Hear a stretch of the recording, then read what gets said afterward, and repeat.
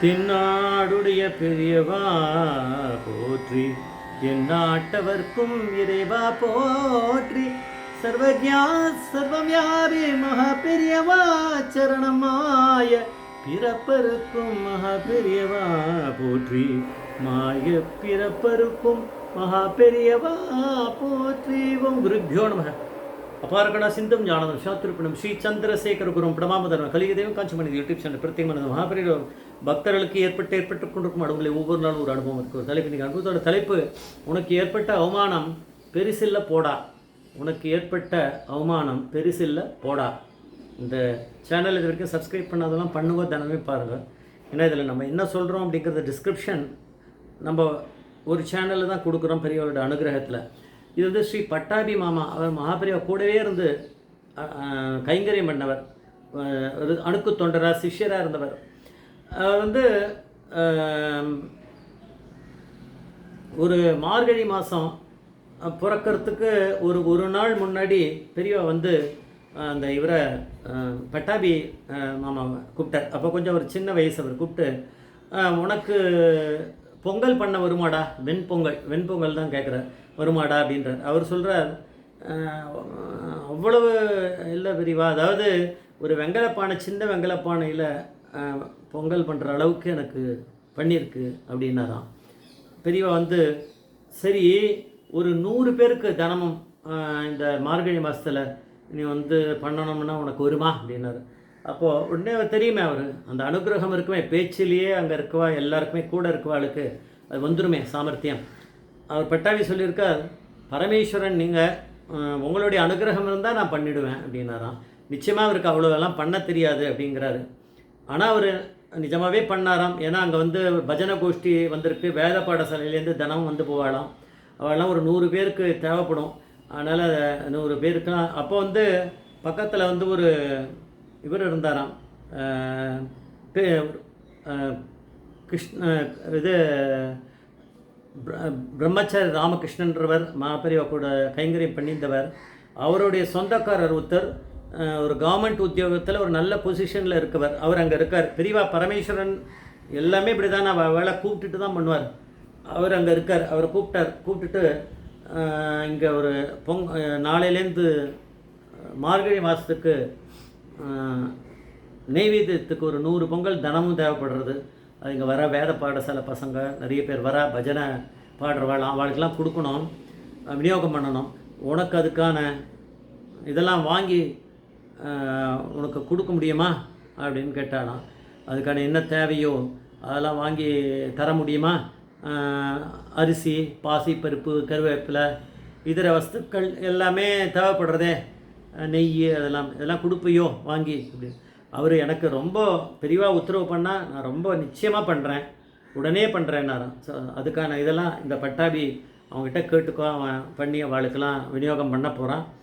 அந்த புண்ணியத்தில் உன்னோட புண்ணியம் நீ சேரட்டும், நீ பண்ணிக்கோ அப்படின்னா சரின்னாரு. அதுக்கான வேலையை அவர் பண்ண போகிறார் இந்த பணக்காரர். அதாவது அடுத்த விஷயம், இவர் இங்கேருந்து மூவ் ஆகி அந்த பட்டாபி வந்து வேற ஒரு இடத்துக்கு அங்கே பக்கத்தில் ஒரு ரூம்கிட்ட வந்துட்டார், வெளியில் வந்துட்டு இருக்கும்போது இவருடைய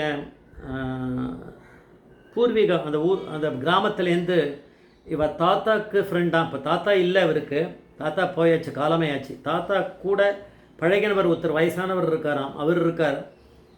அவர் கூட வேற ஒருத்தர் இருக்கார். அவர் பார்த்தா கொஞ்சம் வெல் டு டூ மாதிரி தெரியறாராம்.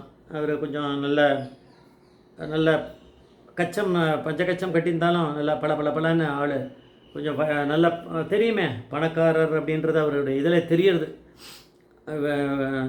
கொஞ்சம் அது ஒரு இது இருக்குது அவர்கிட்ட, அந்த தோரணை இருக்குது.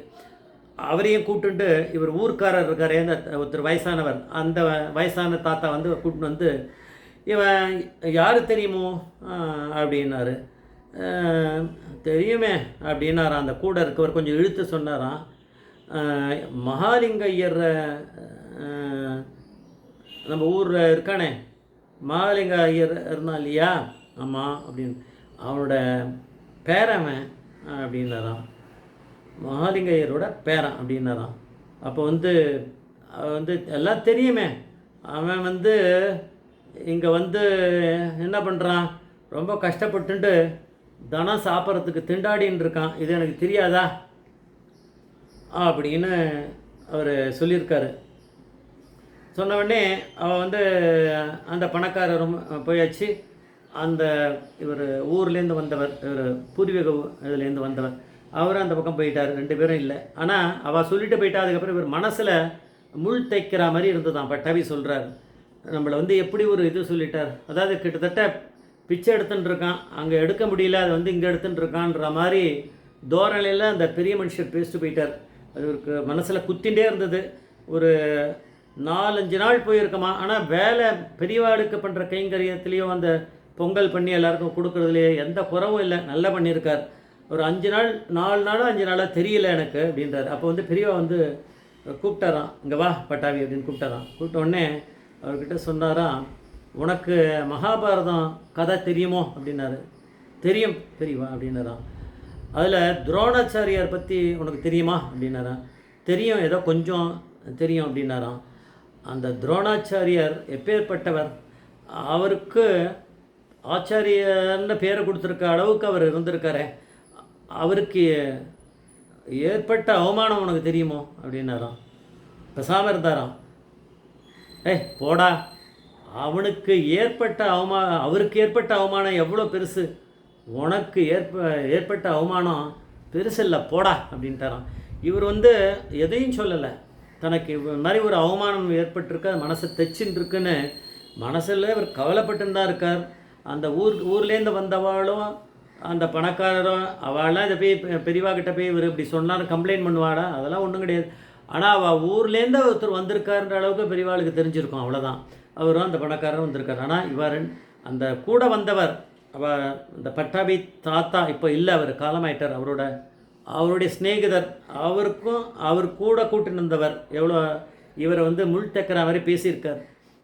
அந்த விஷயங்கள்லாம் பெரியவாளுக்கு தெரியுமான்னா பெரியவாளுக்கு தெரியாது அப்படின்னு நம்ம சாதாரண பாமர மக்கள் நம்ம தான் சொல்லுவோம்.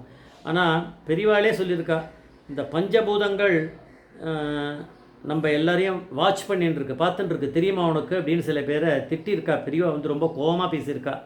நம்ம வந்து யாரும் இல்லைன்ட்டு தப்புக்கு நிறைய பண்ணுவோம், ஆனால் அந்த பஞ்சபூதங்கள் வந்து உன்னை வாட்ச் பண்ணிட்டு இருக்கேன். அது மாதிரி அந்த பஞ்சபூதங்கள்லேயே பெரியவா தானே இருக்கா. அதனால் எங்கே எது நடந்தாலும் பெரியவா அப்படிங்கிற பரமேஸ்வரனுக்கு தெரியும் அப்படின்னு நம்ம இதை தெரிஞ்சுக்கலாம். ஜெய் ஜெய்சங்கர மகாபிரிய பாதமீஸ்வரன் மகாபிரிய பாதமீஸ்வரன்.